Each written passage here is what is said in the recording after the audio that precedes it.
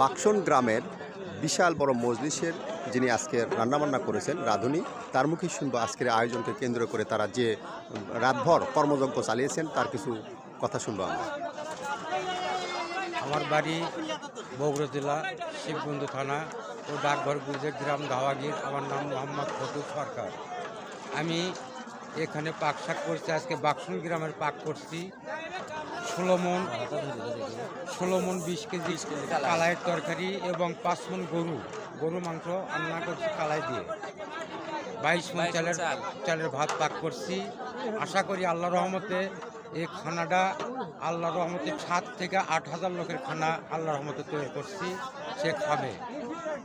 আমরা প্রত্যাশা করি আপনার হাতের রান্নার হাত অত্যন্ত ভালো সুস্বাদু হয়েছে এবং এই যে বগুড়ার বা উত্তরাঞ্চলের একটা ঐতিহ্য হলো ঘাটির যে স্বাদ, এই মজলিস আয়োজন এটা খুবই জনপ্রিয় এবং জনবহুল।